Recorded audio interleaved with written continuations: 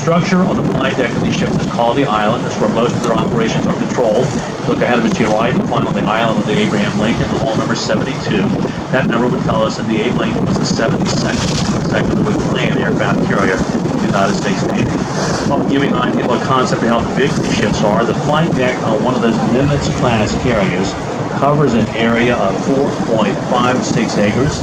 Flight deck on the Gerald Ford is slightly larger in size, but the flight deck on any ships here, right, they can actually have 4 football games going on at the same time, and they would still have room for spectators. When these ships are fully loaded, about 39 feet of them are below the surface of the water.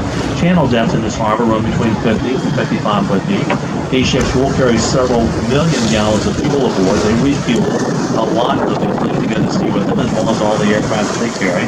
Technically, the ships here right carry between 100 to 110 tactical aircraft, but more than likely, when these ships deploy, they usually put to sea with about 80 to 85 aircraft, and that does depend on the type and size that they're using.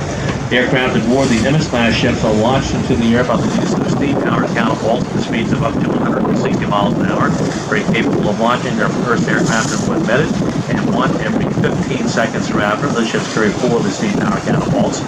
The Gerald Ford has something very new, an electromagnetic catapult system. It gives her basically the same rate for launching aircraft from the air as those ships with the steam-powered catapults, but a lot more efficient than those of the Nimitz-class ships using the electromagnetic catapult system.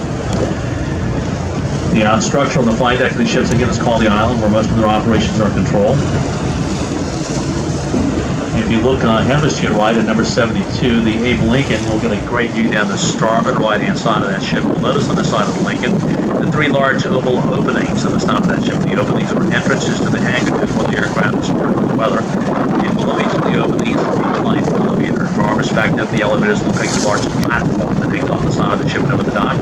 These ships carry a total of 4 elevators aboard, 3 down the starboard side, and 1 on the left and port side. As you may have guessed, elevators are used to bring aircraft from the hangar deck to the flight deck. You can do so 1 aircraft about every 7 seconds. The 3 ships to your right are atomic powered, each one of them powered by 2 large atomic reactors. The cores and the reactor plants of the ships are expected to power them for 25 years or longer between refuelings, which would be equivalent to a distance of over 1 million miles in steam time. Reactors on these ships are designed to generate steam, and most of that steam is used to turn their 4 steam turbines, when combined may generate up to 280,000 horsepower. You find it hard to believe that ships might have top speeds of very close to 50 miles per hour. That was possible. Much less than each ship carries a crew of 6,000 Nimitz-class ships with a crew of 6,000.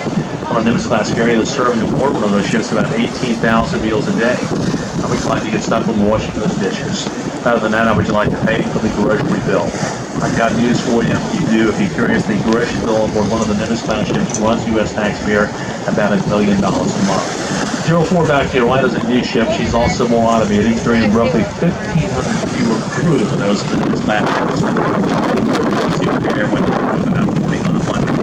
They are complete cities within themselves. It's very practically everything you want to do for.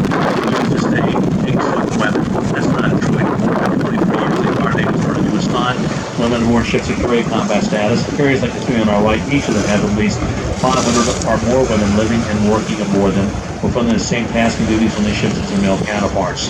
On these ships, you would find banks, barber shops, butcher shops, bakeries, shoe repair shops, a hospital, dental offices, operating rooms, a religious chapel for the most part. These ships are air-conditioned throughout for the comfort of the crew. If they were to go to the West Coast, would have to sail around South America. They're much too wide and much too long to pass through the Panama Canal. All 3 ships to your right were built in Newport News, Virginia. The oldest of the 3 ships is to your right, which is the Abe Lincoln, number 72.